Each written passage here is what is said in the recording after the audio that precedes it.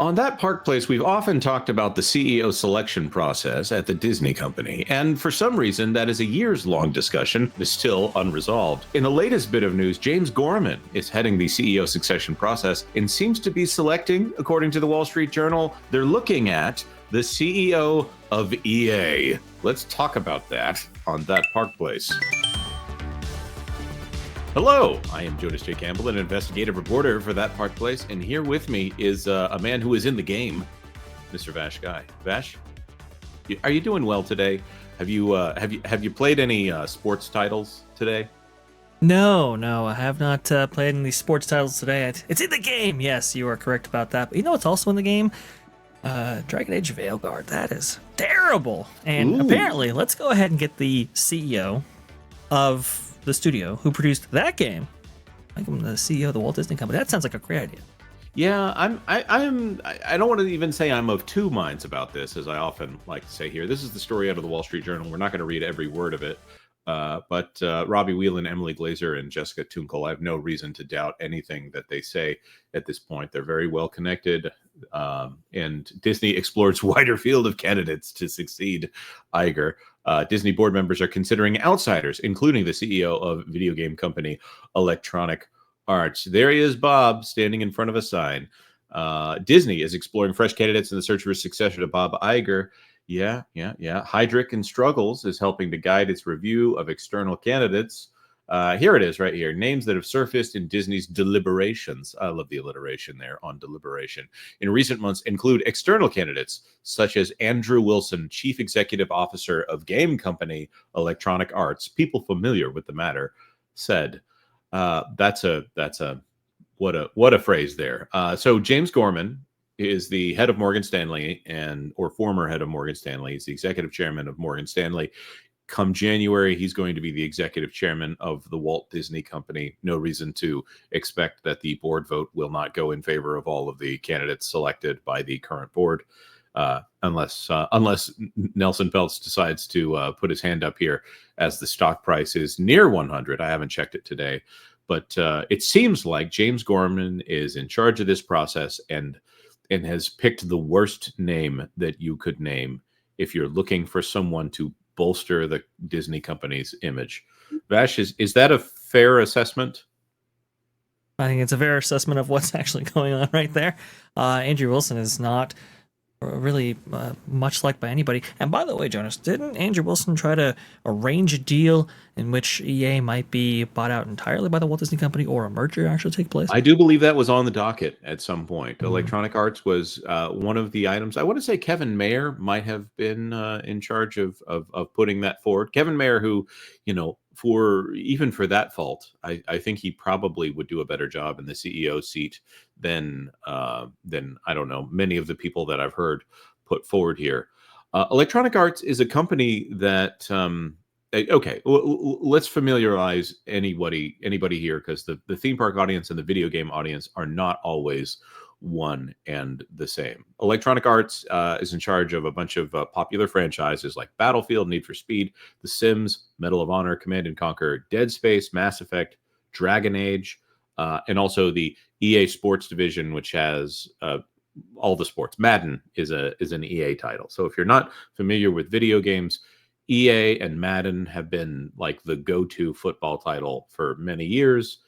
In fact, Madden was kind of a revolution back in the day, back in the Trip Hawkins days of Electronic Arts.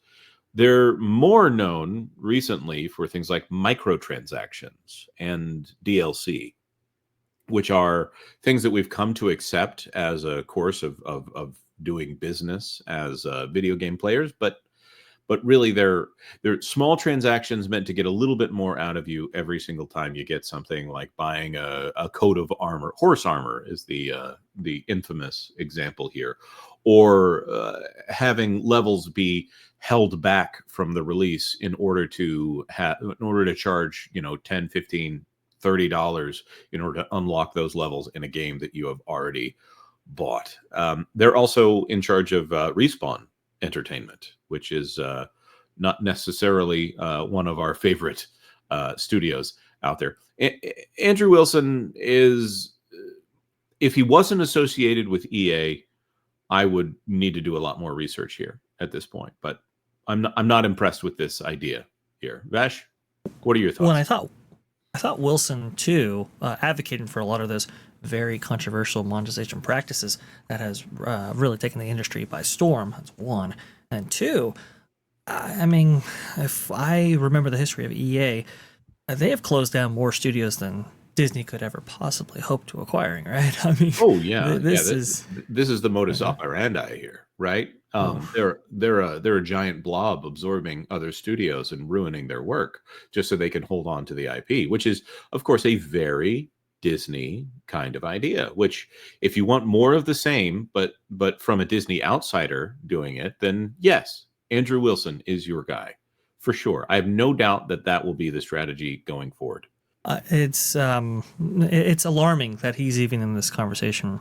When we explored the idea of opening up, let's say, the talent pool to include outside candidates, I never thought Andrew Wilson would be on that very short list, but apparently it is, and it's something that I think you, Jonas, and Pro had predicted, and accurately, I must say, that with James Gorman being transferred to the or making his way onto the board, and them extending the time necessary for coming up with a successor, that that was a sign, let's say, that they would be opening up to external candidates.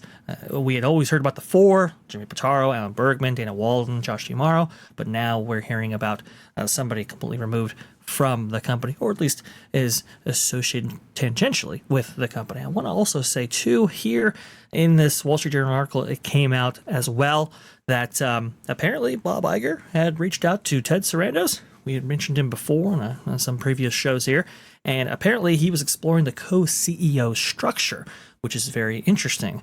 The article also mentioned, too, some observers inside of Disney have pointed out that Dana Walden and Josh D'Amaro have complementary skill sets when it comes to Disney potentially doing a co-CEO model. Interesting, very interesting. I don't know why, but I just don't see those two mixing. That's a gut feeling. I have no data to back that up. I don't have enough familiarity with the two of them in order to back that up. One of them is definitely deep in the DNC, and she's never had an official position at the DNC that I'm aware of.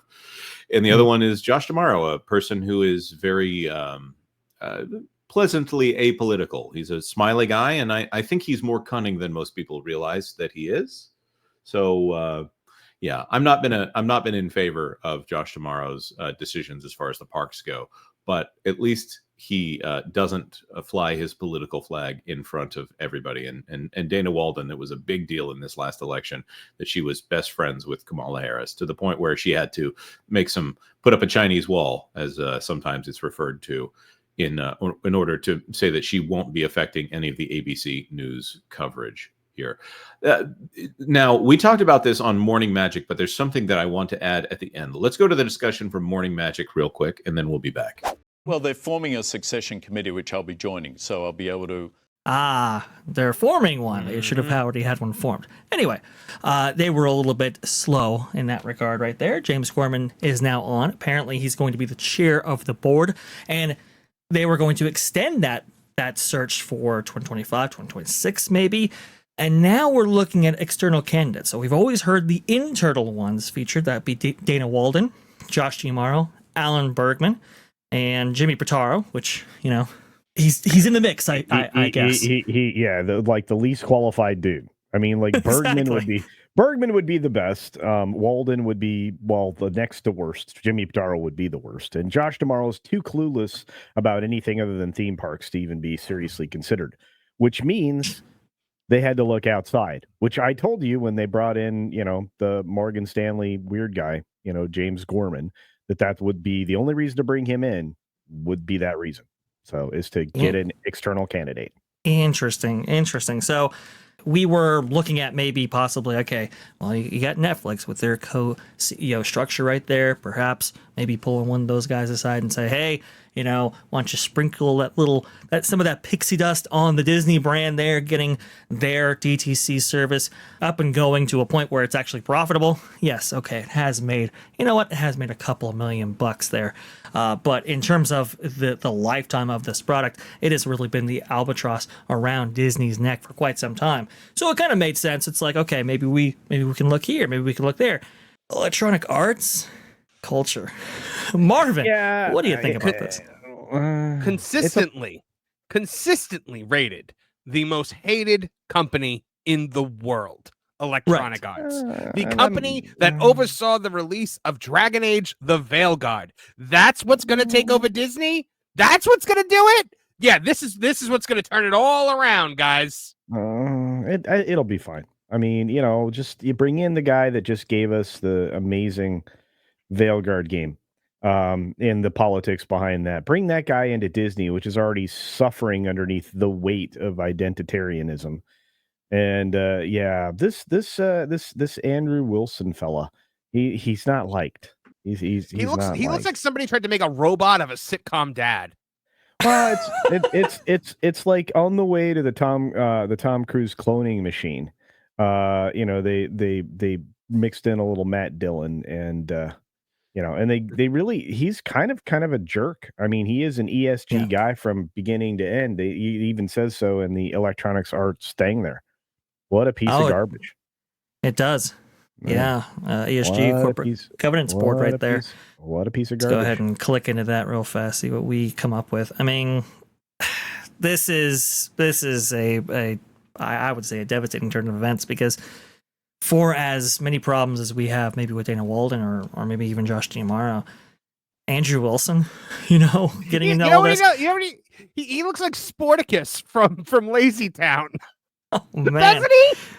Mr. Wilson has served as EA's chief executive officer and a director of EA since September 2013 and was appointed chair of the board of directors in August 2021. Prior to his appointment as our chief executive officer, Mr. Wilson held several positions within the company since joining EA in May 2000, including executive vice president, EA Sports from August 2011 to September 2013, and senior vice president, EA Sports from March 2010 through August 2011. Mr. Wilson has also served as chairman of the board of privately held World Surf League and is on the board of trustees of the Paley Center for Media. Okay. Paley, yeah. Paley. World Surf League. Is that mean surfing, or is that like some? Oh, okay. Yes. Hang 10, bro. Shaka bra. Yeah. Yeah. Catch that too, bro.